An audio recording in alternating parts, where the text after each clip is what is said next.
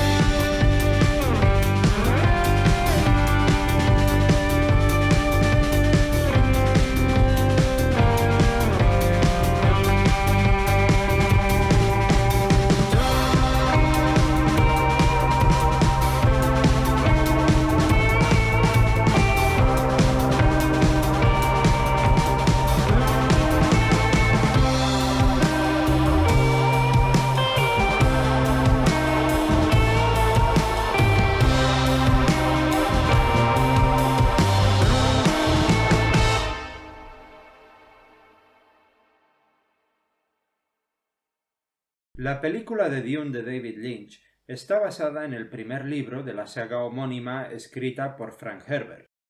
En esta peli, al igual que en el libro, viajamos al futuro, al año 10.191. La humanidad se ha dispersado por diversos planetas, todos bajo el gobierno de un imperio espacial. La historia se centra en Paul Atreides, heredero de la casa Atreides, que se enfrenta a la traición del emperador y la casa rival Harkonnen, que ansían controlar la producción de la especia melange que posibilita los viajes espaciales. Si esto suena un poco a Juego de Tronos, no es casualidad. Ambas obras están basadas en la Guerra de las Dos Rosas, que enfrentó a la casa de Lancaster y a la casa de York en la Inglaterra del siglo XV. De cualquier manera, antes de abordar la película, os recomendamos leer el primer libro de la saga original de Frank Herbert si os queréis enterar de algo, ya que la producción estuvo plagada de problemas que causaron que a partir de la segunda mitad la narración caiga en barrena y se convierta en un caos de imágenes y frases a menudo carentes de suficiente contexto. ¿Tú te acuerdas cuando viste esta película por primera vez? ¿Cuál es tu historia con la película? Que me imagino va relacionada con el libro también. Me acuerdo que debía ser el 94 o el 95. Tú estabas de colonias en Albacete en verano, en julio o agosto. Fuimos a visitarte un fin de semana y acabamos en un hotel. Tú estabas ya durmiendo, debían ser las 11 o las 12 de la noche. Puse la tele y veo la cabeza de una tía que está en medio del espacio y me dice que es el año 10.191 y digo, hombre, una peli de ciencia ficción, pues me voy a quedar a verla.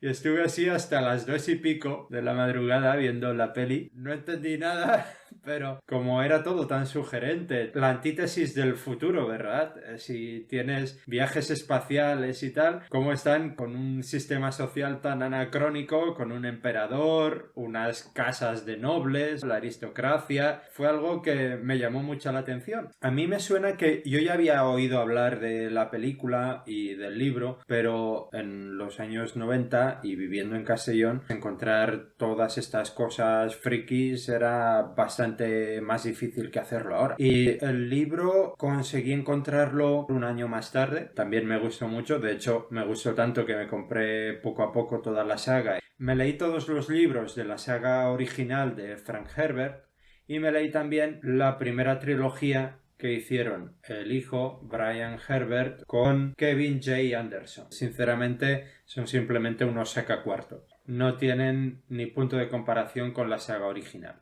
De hecho, yo lo que tengo entendido de todos los fans de Dune y de Frank Herbert es que los libros de su hijo no merecen la pena. Mira, solo te digo una cosa. Para Brian Herbert y Kevin J. Anderson, proporcionar profundidad a un personaje, darle personalidad, significa simplemente ponerle una muletilla concreta. Y Kevin J. Anderson, antes de hacer estas novelas, hizo novelas de Star Wars. Y luego empezaron aquí un montón de trilogías. La primera que sacaron son precuelas de la historia de Dune, cuando el Duque Leto era joven, y como si no se hubiesen leído la saga original, y al final cae una nave gigantesca donde están todos y destruye todo lo que no hilaba bien con la historia original. Un desastre absoluto, no hay por dónde cogerlo. Bueno, ¿y tú cuándo la viste por primera vez? Pues yo unos años más tarde, que ya te la habías visto, ya te habías leído el libro, te la habías vuelto a ver y me la recomendaste, igual que el libro. Y me acuerdo que cuando la vi todavía no me había leído el libro, yo tendría, no sé, como 15, 16 años tal vez. Y me acuerdo que tú me explicabas cosas, porque hasta la mitad, más o menos, se entiende. Pero después no se entendía nada. Si has leído el libro, sí se entiende. Si te la ves sin haberte leído el libro, el final no se entiende. Entonces ahí me ayudaste y me explicaste, no, es que aquí en el libro pasa esto, en el libro pasa aquello, y eso me terminó de convencer para leerme el libro. Y la verdad que no defraudó. Al final, pues ya me lo he leído un par de veces. Si te gusta un poquito la ciencia ficción, este libro es la caña. ¿Fue la primera película de Lynch que viste? Podría ser que fuese la primera de Lynch. Que luego el resto de pelis de Lynch me ha gustado bastante más que esta. Claro, piensa que, por un lado, por los problemas de producción y por otro lado, por cómo quedó el resultado final, David Lynch se ha desentendido bastante de esta película y todo esto provocó que, a partir de este momento, David Lynch demandase cada película suya tener el control creativo absoluto. Es decir, que ni productores ni gente del estudio interfiriesen en lo que él estaba haciendo. Y creo que ha salido ganando, o sus películas por lo menos mantienen un nivel muy superior a lo que es Dune. Esta película es muy diferente al resto de películas de David Lynch, entre otras cosas porque es también un encargo. Fue la productora el productor Tino De Laurentiis que le encargó esta película a Lynch después de haber visto su éxito con El hombre elefante. Y antes de David Lynch ellos estaban buscando otros directores, tenían bastante interés en hacer esta película, pero empezaron a tener problemas económicos a la hora de financiar la película y se quedaron cortos. Y se nota. O sea, esa segunda mitad es un desastre. Y eso que pintaba bastante bien, porque de hecho hace poco Virginia Madsen, la actriz que hace de Princesa Irulan, declaró que ella había firmado un contrato para 3 películas, porque se postulaba que esto iba a ser el siguiente Star Wars.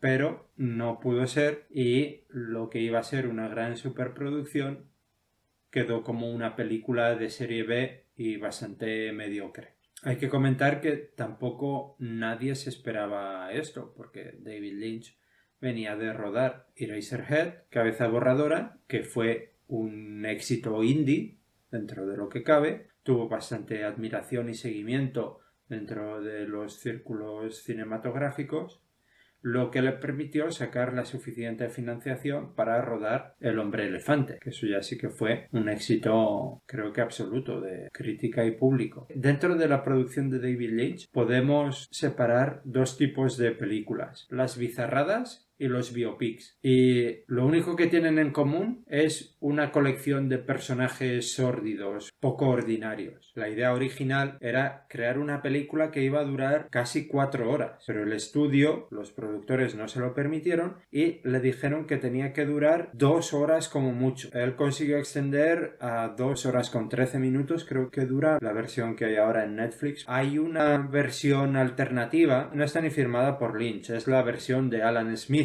Alan Smithy es un director ficticio que se pone cuando el director de una película por cualquier motivo la repudia y no quiere saber nada más de ella. Pues hay una versión de Alan Smithy que dura algo más, pero tampoco es que aporte mucho más al caos que es esta película. Del modo que empieza a contar la película, que se meten muchos detalles al principio, con esa dinámica en 2 horas no te da tiempo a contar todo lo que hay que contar. Hay que tener en cuenta dos cosas. Por un lado, David Lynch es súper perfeccionista y quiere ser lo más fiel posible al material original, y por otro lado tenemos que el material original es muy introspectivo, los personajes hablan mucho para sí, tienen muchos pensamientos internos, pero claro, ¿cómo transportas esto al cine? David Lynch, al querer ser tan fiel al material original con tanta introspección, abusa demasiado de la voz en off. Sí, definitivamente David Lynch abusa demasiado de la voz en off. Eso también, digamos que interrumpe la dinámica de la película. La voz en off para mí le quita calidad a la película. Sí, en el cine es mejor enseñar que no contarte a través de voces en off, que si no conviertes una película en un documental. Sí, o en un audiolibro. Sí. Si quieres enterarte de lo que piensan los personajes, tú te lees el libro y Claro. sabes lo que están pensando en cada momento, que eso pasa con muchas películas que se han adaptado de libros, pero tú no vas escuchando en voz en off lo que piensa fulanito o lo que piensa menganito. ¿Y qué pensará de la banda sonora? Pues la banda sonora, más o menos. El tema principal a mí me gustó, pero llegan partes que le empiezan a meter un guitarreo innecesario. Por ejemplo, cuando van montados encima de los gusanos, que no pinta nada. Esa guitarra ahí, no sé, muy ochentera, ¿no? Deja ese tema principal y ya está. Pero no me metas esa guitarra, por favor. Bueno, recordemos, la banda sonora está interpretada por Toto, un grupo formado en los años 70 por varios músicos de estudio americanos, y se nota bastante que vienen del rock, porque en cuanto pueden meten guitarra eléctrica en vez de hacer una banda sonora un poco más instrumental. A mí la banda sonora me parece correcta, sobre todo el tema principal, pero el resto no me mata. Le doy un aprobado justito. Sí. Pasa sin pena ni gloria. Hay un tema compuesto por Brian Eno que se titula The Prophecy, pero para mí es uno de los más flojos. Es como si hubiesen puesto a un novato de la música electrónica componiendo algo. No se luce. Bueno, creo que ha llegado la hora de que hablemos un poco del contexto alrededor de la historia de Dune. La historia original de Dune, la del libro, empieza con la rivalidad entre la casa Atreides y la casa Harkonnen, y el emperador les ha ofrecido a los Harkonnen la posibilidad de deshacerse por siempre de la casa Atreides y conseguir controlar de esa manera Arrakis. Para ello, los Harkonnen cuentan con un traidor infiltrado en la casa Atreides, que es el Dr. Yue, al que han pervertido secuestrando a su mujer. En realidad la han matado, pero el doctor se cree que se va a reencontrar con ella. Al final lo matan también, pero él ya ha provocado la caída de la casa Atreides. Estando ya en Arrakis, el emperador les había concedido el usufructo del planeta y de la producción de especia, por lo que se mueven de su planeta inicial, de Caladan, a Arrakis. Y aquí el doctor Yue los traiciona, muere el duque, Paul y su madre escapan, su madre está embarazada, se encuentran con los Fremen les dan cobijo, mientras tanto Paul va desarrollando sus planes para vengarse de los Harkonnen y del emperador. Con ayuda de los Fremen reúne un ejército de miles de soldados a los que les ha enseñado sus técnicas secretas de lucha y acaban asaltando a los Harkonnen, de manera que el emperador se ve obligado a intervenir. En ese momento Paul acude al palacio donde está el emperador y los pone a todos en jaque con sus poderes que ha adquirido con ayuda de los Fremen, bebiendo el agua de vida, y debido a que es el Kwisatz Haderach, que es el elegido de todas las profecías, tanto Fremen como de las Bene Gesserit. Mata a todos los Harkonnen y se hace con el control del imperio, casándose con la hija del emperador, de manera que pasa a ser heredero del imperio, y a partir de aquí todo se complica a lo largo del resto de libros, con más historia de los Atreides y sus descendientes. Para contar todo esto, David Lynch quería contar con una película de casi 4 horas. Pero hubo problemas de producción y de financiación que le recortaron la duración de la película a poco más de 2 horas. Esa hora y media que debe faltar de película se nota mucho. Y así como la primera hora de película está bien hilada y más o menos, aunque no hayas leído el libro, te enteras de lo que está pasando, en el momento en que los Harkonnen atacan la casa Atreides en Arrakis, se pierde el hilo de todo. Y si no te has leído el libro, vas a ir completamente perdido. Que sigue siendo todo bastante sugerente, o por lo menos fue lo suficientemente sugerente para mí como para que a partir de ahí dijese, pues voy a leerme el libro a ver de qué va la cosa. Pero que también puede echar para atrás a mucha gente. Y es comprensible, porque el libro es muy denso debido a que hay distintas facciones que luchan entre sí, cada una tiene sus propios intereses y o bien colaboran o bien están enfrentadas por una causa u otra. Empezamos diciendo que los viajes espaciales son posibles gracias a la especia melange. Esta especia la utilizan los navegantes de la cofradía espacial para doblar el espacio-tiempo y mover gran masa de un punto del universo a otro. Es la solución de Frank Herbert al problema de tener que desarrollar la acción entre sistemas estelares. Si no haces eso, aunque vayas a la velocidad de la luz, tendrías el problema de que ir de un sistema estelar a otro te ocuparía varios años. Hay quien se inventa doblar el espacio, el hiperespacio, y hay quien se inventa el teletransporte de cualquier otra manera. De manera que el movimiento de un sistema estelar a otro es algo casi inmediato gracias a estos navegantes.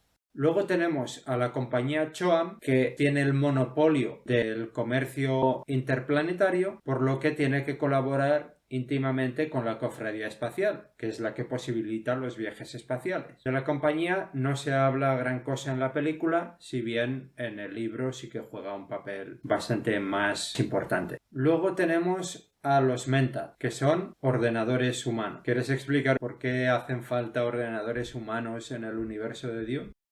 Muy fácil, porque no hay ordenadores en el universo de Dune. Se destruyeron en una guerra en el pasado en el que las máquinas se rebelaron y acabaron por destruirlas todas, salvo en un par de planetas o sistemas. Eran planetas, ¿verdad? Sí, hay dos planetas, uno es X y el otro es Richese, que construyen una especie de ordenadores bastante más simples, no son robots muy avanzados, pero sí que son máquinas pensantes, que es lo que tienen prohibido desde esa guerra, a la que llaman la yihad putleriana. X y Richese se saltan de algún modo esa prohibición y todo el mundo los utiliza, aunque provengan del mercado negro. Otra facción son las Bene Gesserit, que son una hermandad religiosa formada exclusivamente por mujeres que mantienen posiciones de poder. Se casan con importantes personalidades, con nobles y trabajan por conseguir el ser humano perfecto a través del control de las líneas genéticas de sus hijos. Para mí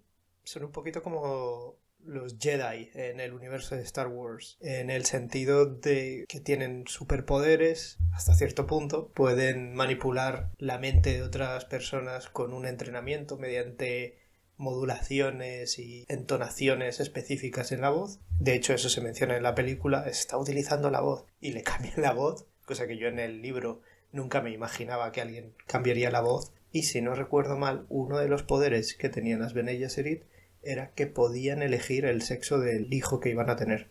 Sí. Tienen también la ceremonia del agua de vida, por la que una reverenda madre Bene Gesserit recibe el conocimiento de una madre que va a morir, por lo que ese conocimiento se va acumulando de una a otra. Cada vez que realizan esta ceremonia, la receptora recibe el conocimiento de todas las reverendas madres que han venido antes de ella. Esto tiene importancia en una escena crucial de la película y del libro. En el libro se toman su tiempo para explicar todo lo que va a ocurrir y en la película, por falta de presupuesto, tiempo y demás, se lo pulen en una escena cortísima. ¿No sabían también algo de artes marciales?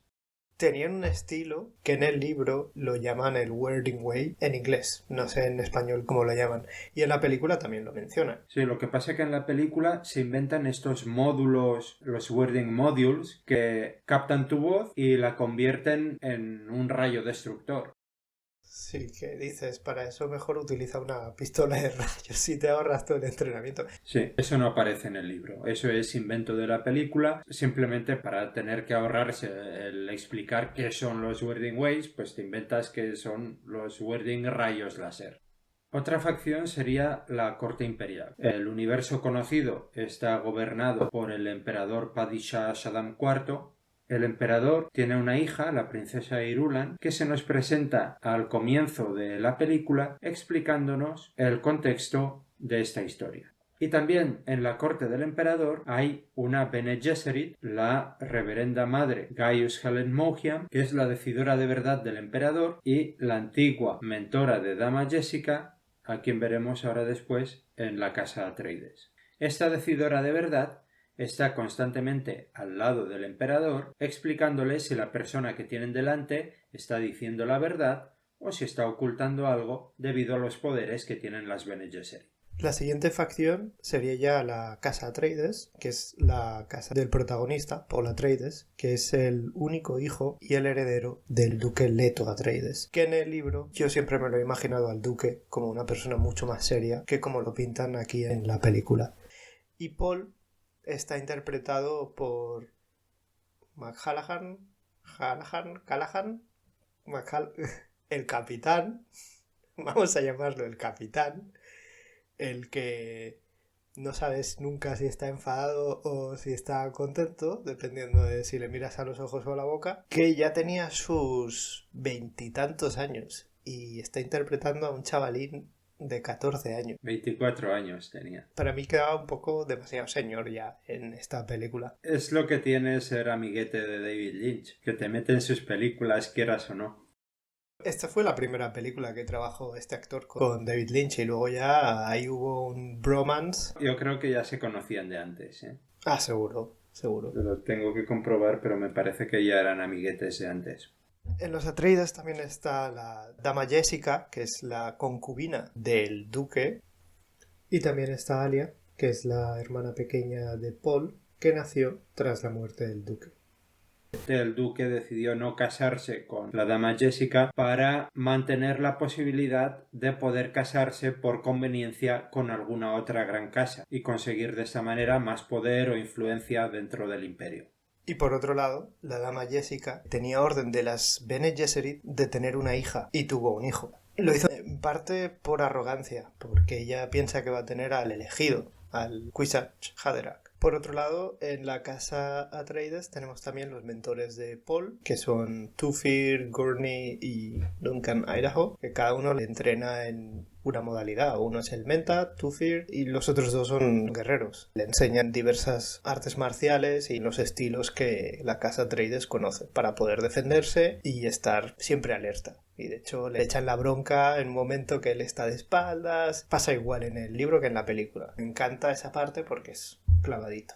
Sí. En el libro se hace muchísimo hincapié en las artes marciales debido a que se han desarrollado una serie de escudos de fuerza que bloquean cualquier amenaza que supere cierta velocidad, de manera que desaparecen todos los rayos láser, las pistolas, armas de fuego, etc. Y las únicas armas que se utilizan son armas de cuerpo a cuerpo, armas blancas, artes marciales y cosas por el estilo. En el libro lo dicen explícitamente. En la película tienes los Wording Modules que acaban lanzando unos rayos por ahí y al final está todo el mundo disparándose. No sabes qué es lo que hacen. Creo que sí que mencionan algo cuando se enfrentan Gurney y Paul al principio. Dicen, si el filo va suficientemente despacio puede penetrar el escudo. Pero no dicen nada más. Entonces te quedas un poco perdido sobre por qué no se disparan o por qué tiene que aprender lucha con cuchillo. Y por último tenemos al Dr. Yue, que es el médico con condicionamiento imperial. El que estés condicionado por el imperio hace que no puedas traicionar a nadie, que eres leal a la casa a la que has sido asignado. Y aquí viene el gran spoiler. Sí, porque finalmente los enemigos de la casa Atreides consiguen una manera de pervertir al Dr. Yue y que les ayude a traicionar al duque, si bien el Dr. Yue tiene un plan B para conseguir matar también a los enemigos de los Atreides. Que son los Harkonnen. De los que vamos a hablar ahora. Los Harkonnen es otra casa dirigida por el barón Vladimir Harkonnen, un ser gordo, despreciable, está completamente trastornado, tiene una enfermedad que le afecta a su peso, a su apariencia física, le salen granos y pústulas por todo el cuerpo.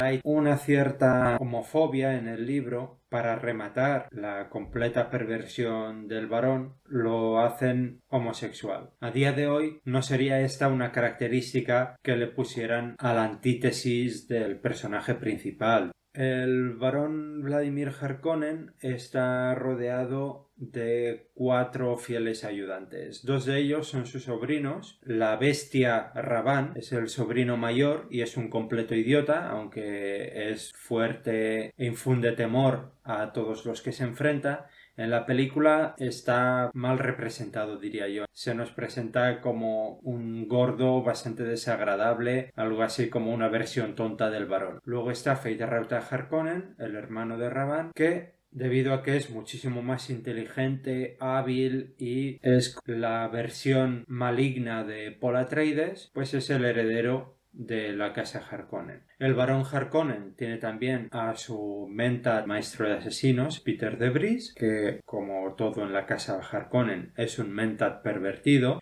Y por último, Nefut, el capitán de la guardia Harkonnen, que se ha interpretado en esta película por Jack Nance, otro actor medio fetiche ya de David Lynch, al que conocimos como protagonista en Eraserhead. Y hasta aquí los Harkonnen. Ahora vamos a hablar de los Fremen, los moradores de las arenas, del desierto. Estos son los habitantes nativos de Arrakis que viven en el desierto. No sabemos ni cuántos hay. Al Imperio y a los Harkonnen les dan igual porque los tienen como ciudadanos de segunda. Y los Atreides encuentran en ellos unos aliados muy valiosos. De hecho, ponen en jaque a todos gracias a los Fremen que les ayudan. Entre ellos destacan Stilgar, que es uno de los líderes Fremen, Chani, que es la hija del Dr. Kynes, que llega a ser la concubina de Paul. Sí, Chani, la hija de Lid Kynes, el planetólogo imperial destinado a Arrakis.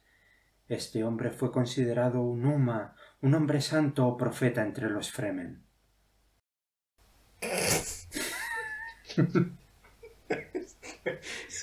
Es muy raro esto. Y ahora hablemos de nuestras escenas favoritas. Empezaré yo, si no te importa. Mis escenas favoritas están en la primera parte de la película, que es cuando todavía había buen presupuesto, todavía David Lynch estaba trabajando meticulosamente y con mucho detalle. Una de mis escenas favoritas es al principio de todo, cuando llega el navegante para hablar con el emperador. Y es todo ese séquito que lleva consigo, ese escenario del palacio que es más o menos como uno se lo imagina. Y el navegante, que no está del todo descrito en el libro, da licencia para, en este caso, pues David Lynch, que hiciese el navegante como quisiese. Entra el navegante con ese séquito futurista, oscuro, con una estética que tiene ese toque de Lynch también. Cuando ves al navegante de toda la película, el bicho, el navegante en sí, es lo más lynchiano que hay. Sí, yo coincido contigo aquí. Esta escena también es una de mis favoritas en esta película y el navegante realmente es una de estas criaturas lynchianas que le gustan tanto a este director y me recordaba un poco, si recuerdas Eraserhead, en la escena del teatro caían una especie de fetos del techo y la cantante, que también tenía la cara con unos mofletes así deformados, los iba pisando a medida que iba cantando. Pues el navegante viene a ser un bicho de estos metido en un tanque enorme de gas de especia. Bueno, la historia de los navegantes es que son seres humanos que han sido mutados especialmente por la cofradía espacial para habilitar los viajes en el espacio-tiempo.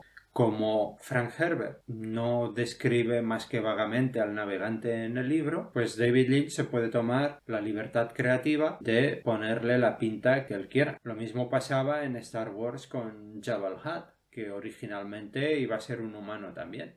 Y ya que estamos aquí al inicio de la película, hay una escena un poquito más adelante que también es de mis favoritas. Si bien no estoy del todo de acuerdo con la decisión creativa de Lynch en este caso, se trata de la escena del Comjabar. Paul es forzado por la reverenda madre Gaius Helen Mohiam a meter su mano en una caja que le va a infligir un dolor terrible y Lynch decide hacernos ver mediante una especie de rayos X lo que ocurre dentro de esa caja, o más bien lo que Paul se imagina que está ocurriendo dentro de la caja. Vemos cómo la piel de su mano se está quemando, sale humo de ella, se está derritiendo como si le hubiese caído un ácido. Paul vemos que aguanta ese dolor, que no dice nada, y cuando saca la mano la tiene intacta. Al mismo tiempo, la Bene Gesserit tiene una aguja envenenada junto al cuello de Paul, de manera que si él se mueve o grita o algo, morirá. Esta prueba es difícil de representar en el cine precisamente por eso, porque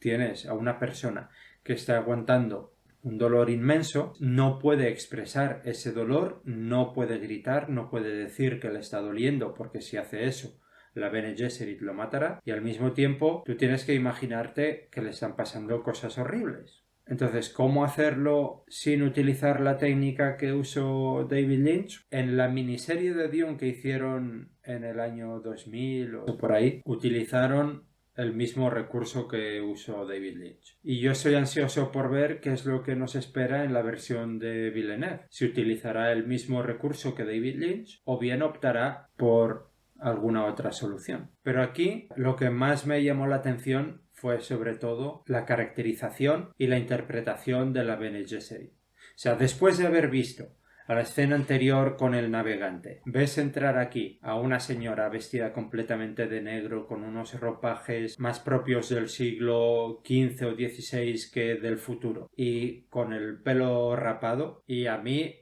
David Lynch ya me ha vendido la película. Yo tengo que verla.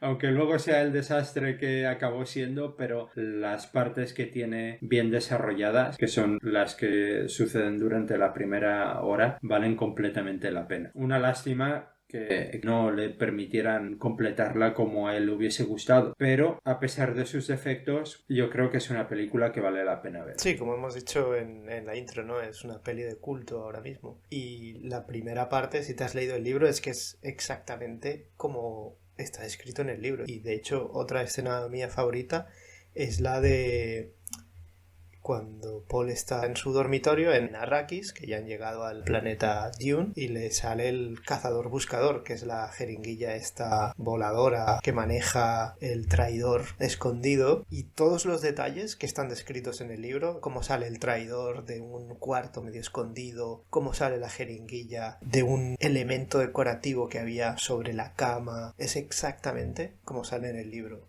Y la reacción de Paul también.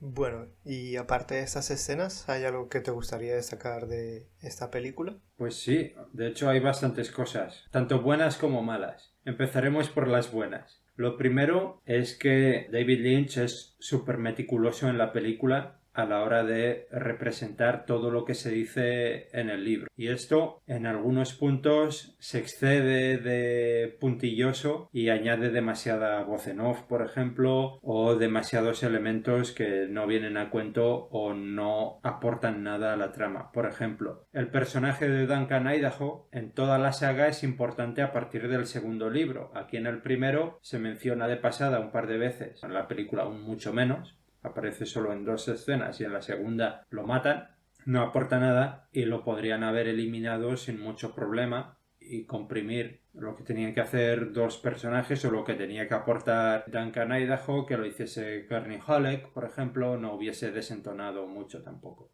Me han gustado mucho los diseños de algunos elementos de la película. Por ejemplo, en la escena del Palacio del Emperador, todo lo que es la corte imperial, el navegante y su séquito, todo eso está fenomenalmente representado, detallado, con un ambiente muy rococó, muy barroco, muy recargado. El diseño de las Bene Gesserit, o el robot de entrenamiento, las tropas Sardaukar que salen al inicio, tienen una pinta muy de soldados imperiales de Star Wars. La ambientación en cada uno de los planetas, en Giedi Prime, ese planeta industrial completamente corrupto, sin naturaleza, en el planeta Caladan, donde los Atreides, un planeta con mares, bosques, un castillo que tiene pinta de castillo medieval, construido de roca. En Arrakeen parece un castillo más sobrio, menos rico que los otros, algo digno de un planeta desierto, ¿no? Donde construirías con los materiales locales. Quiero interrumpir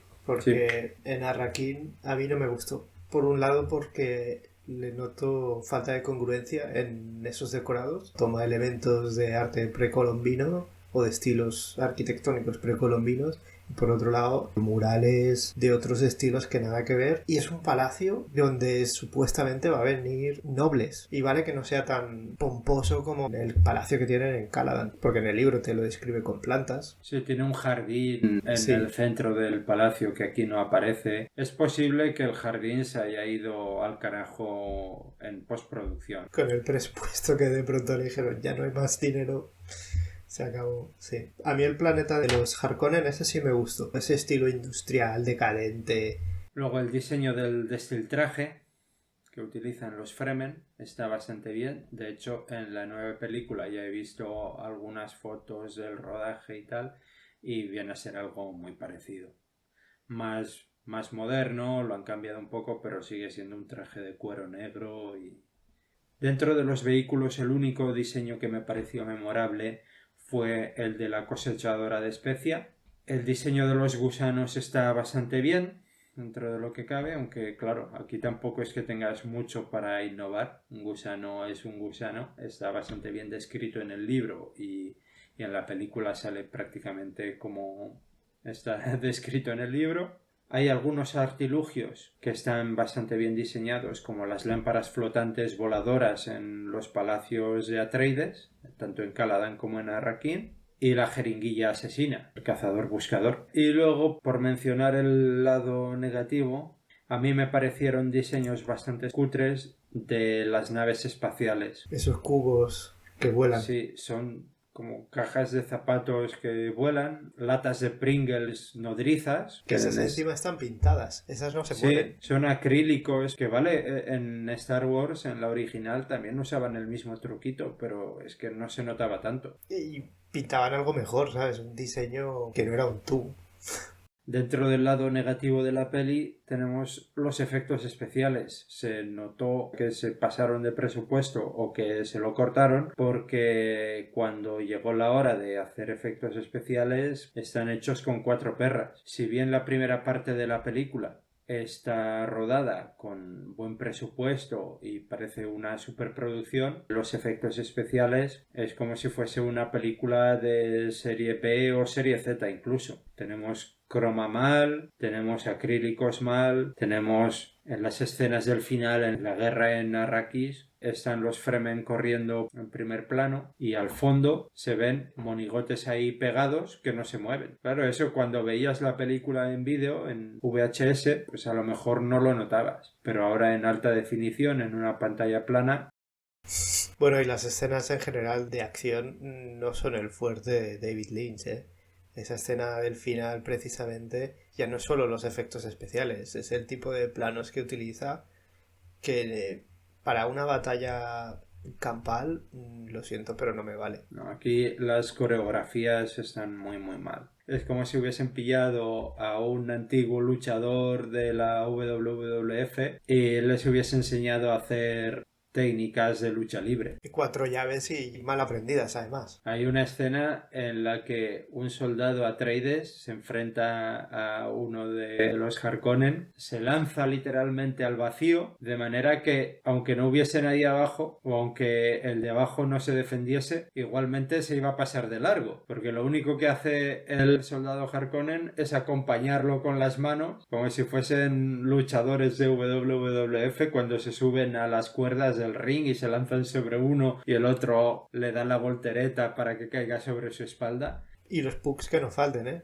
Pucks de batalla. Sí, los packs están por todas partes. Pero es que hasta Gurney Halleck, que va con uno de los perrillos en medio de la batalla campal y disparando, sin sentido. Y en las partes donde hay luchas con escudos de fuerza, esos escudos están muy por debajo a nivel de calidad de lo que ya Lucasfilms eran capaces de hacer. Yo tengo una cosa positiva por decir, y es la actuación del varón. El varón Harkonnen es de lo mejor que tiene esta película. Y es como yo me lo imagino. El tipo lo hace súper bien. Te crees realmente que es un sádico y un desagradable. Entre la caracterización, esas pústulas que le ponen por todas partes, unas válvulas que parece que bombean grasa por todo el cuerpo, es la especialidad de David Lynch, que le gusta regodearse en este tipo de escenas y personajes sórdidos. Y justo esta interpretación del varón en una película que es mediocre siendo benevolentes me recordó también a otra película de serie B en la que el antagonista es lo mejor de toda la película, que es la de He-Man y los Masters del Universo. El único que se salva en esa película es Skeletor, que es el único actor que se lo tomó medio en serio. Pues aquí igual, de la interpretación del Barón Harkonnen extraemos toda su villanía, todo lo perturbado que está, lo enfermo que está. Yo destacaría también a Peter de Vries, el Mentat, que también lo hace muy bien. Es otra de estas interpretaciones que me quedé flipando. Sí, y aporta una cosa que creo que no está en el libro, que es la letanía que dice cuando se bebe el zumo de Safo, que es lo que produce que su cerebro vaya a mayor velocidad que un cerebro normal. No está en el libro, creo yo, y sin embargo encaja muy bien con todo el universo Dune, con todas las letanías y frases hechas que utilizan tanto las Bene Gesserit como los nobles, como las distintas facciones, los Fremen, etc. Cada cual tiene letanías o rezos que reservan para momentos determinados, pues esto encaja muy bien. Porque además te ayuda a entender los Mentat, esa letanía, que de otro modo no se explica en la película. Exacto, te explica cómo funciona su cerebro porque funciona más rápido de lo normal. Si bien no explican del todo qué es lo que son los Mentats. Que por cierto, otra cosa a destacar hablando de los Mentat, cuando está el Mentat de los Atreides, Thufir Hawat, dando órdenes a los soldados, como no tienen ordenadores, utiliza como un aparato que parece un micrófono al revés y para ponerle efectos especiales se oye como sonido de fotocopiadora, que yo creo que pusieron una fotocopiadora delante o detrás del tipo porque se ve también como un flash y hace el sonido del y al mismo tiempo salen unos flashes. Y siguiendo hablando de este mismo personaje, de cuando lo capturan los Harkonnen y le envenenan, que eso pasa en el libro, le envenenan y le dan el antídoto en cada comida. Entonces no sabe si le van a dar el antídoto o no. Pero aquí Lynch hace de las suyas y de pronto saca un gato al que tiene que ordeñar, que además está atado a una rata, que la rata es como la marioneta de los Muppets. Sí, es horrible. Tampoco se sabe muy bien qué hace la rata ahí. Sí, está ahí pegada. Esa escena es bizarra, es muy Lynch, no está en el libro y sobra. Explica que está envenenado y que le dan el antídoto. No me tienes que sacar un gato al que hay que ordeñar. Pobre gato. Sí, bueno, ya que estábamos con Thufir Hawat, a Thufir Hawat descubrimos en la película que le gusta dar puñetazos. En la primera escena con Paul Atreides le dice: vas a ser un duque formidable. Y le empieza a pegar puñetazos así en el hombro, que dices, lo vas a desgraciar. Si va a ser el duque, déjalo sano hasta que llegue. Ya se lesionará él solo en guerras o en cualquier sitio. Y luego, cuando descubren algún artilugio de sabotaje de los Harkonnen, se pone así cabizbajo delante de una consola de control y le pega un puñetazo ahí bien fuerte. Para ser un Mentat parece que tiene poco control de sus emociones. Hay aquí un par de escenas que quiero comentar más que nada por lo bizarras que son. ¿Cuáles son?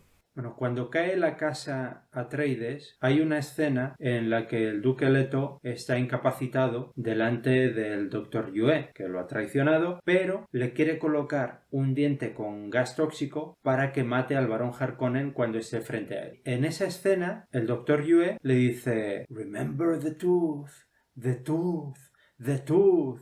Y ahí David Lynch pone un primer plano de la boca y el bigote del Dr. Yue, donde no vemos nada más que eso, y queda súper extraño. Que vale, que el duque Leto está incapacitado, medio drogado y no entiende bien lo que le están diciendo, pero queda un poco forzado. Pero es otra bizarrada de Lynch.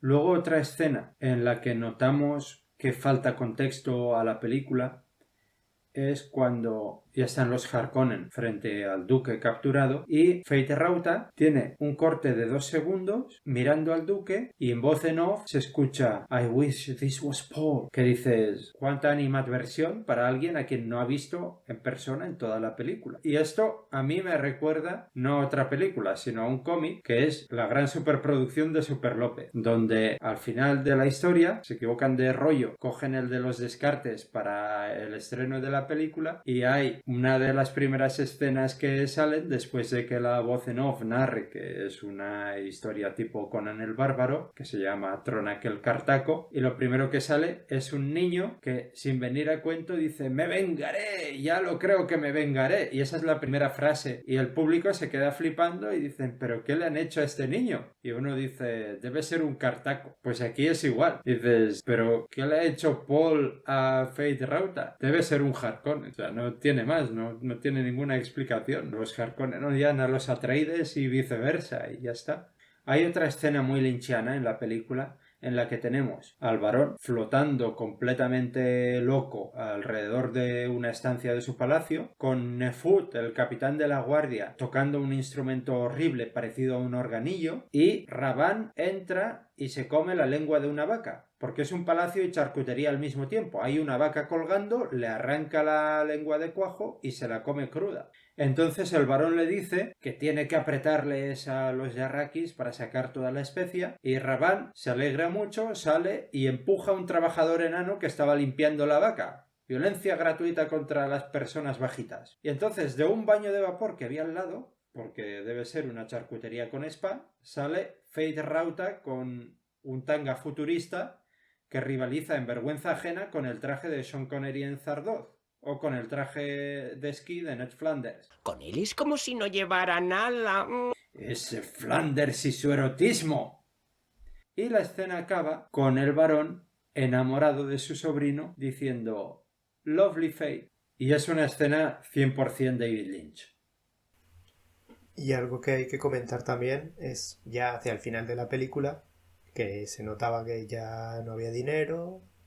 Acabemos esto rapidito, que nos apagan las luces. Cuando, spoiler alert, Alia mata al varón, que le dice en voz en off, «Come to me, varón». Y tal y como llega el varón, le mete un arañazo con el Gom Jabbar, le arranca unos tubos del traje espacial este que le permite flotar, y justo en ese momento alguien tira un rayo y abre un boquete en la pared y sale el varón disparado por ahí flotando, aparece un gusano y se lo come. Y ya solo falta que además que el gusano tenga acidez y la misma acidez le caiga al varón y lo remate ahí ya del todo. Y todo esto acaba con Alia al final, en plan modelo, recordemos, es una chiquilla de 5 años en medio del desierto, con una tormenta, con el Gom Jabbar en una mano, con un cuchillo Chris en la otra, y regocijándose ahí en slow motion en toda la destrucción que acaba de crear en 2 segundos. En esa escena he hecho a faltar una cosa, es que cuando abren el boquete en la pared, que de ahí entre un oso que se folla al varón, porque es lo único que falta.